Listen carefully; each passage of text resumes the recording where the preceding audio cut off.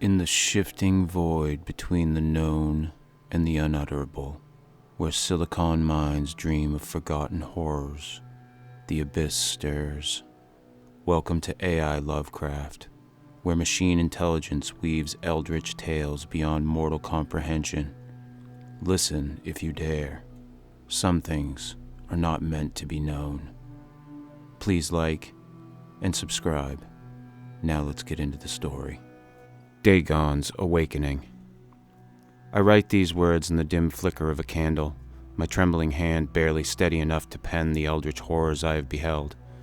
The human mind, feeble and ill-prepared for the monstrous truths that lurk behind its comprehension, is but a brittle thing when faced with the cold reality of ancient, slumbering gods. And I, poor wretch that I am, have glimpsed beyond the veil into a fathomless abyss that no mortal was meant to see. It was in the bleak autumn of 1923 when I arrived in the coastal village of Kingsmouth, a desolate hamlet shrouded in perpetual mist. I had come at the behest of my late uncle, Dr. Stephen Cartwright, a scholar whose mysterious demise had left behind only cryptic notes and an inheritance steeped in whisperings of the unnatural. His letters, written in a hand increasingly erratic and desperate, spoke of a discovery in the deep, a relic dredged from the abyssal trench that lay just off the village's cursed shore. A relic, he claimed, that pulsed with a presence both malign and unrelenting. As I wandered the decrepit streets of Kingsmouth, I could not ignore the vacant-eyed villagers who lurked in doorways, their pallid faces etched with an unnatural stillness.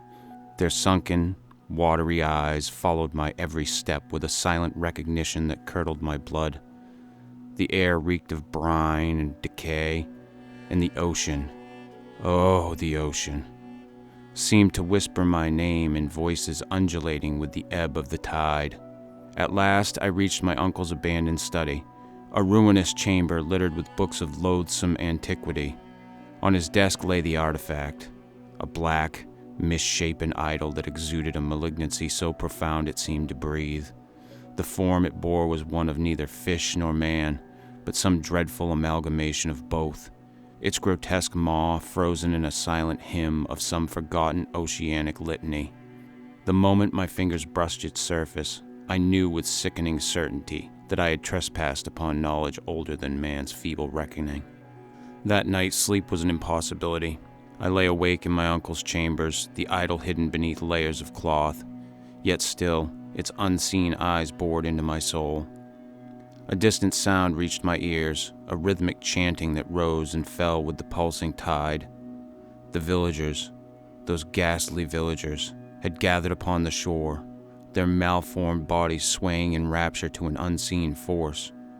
They chanted in a tongue unearthly and obscene, their voices bubbling with the gurgle of drowned things. Then from the abyssal blackness beyond the tide, a shape began to rise. A colossal silhouette loomed against the shrouded horizon, its bulk writhing with an obscene suggestion of life. A vast, misshapen head crowned with tendrils breached the surface, its lidless eyes aglow with an intelligence older than the earth itself.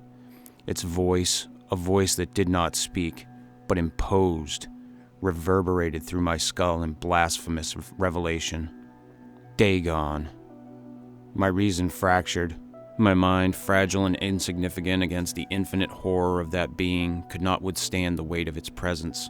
I fled, stumbling and shrieking into the night, my sanity unraveling like a frayed thread before the loom of eternity.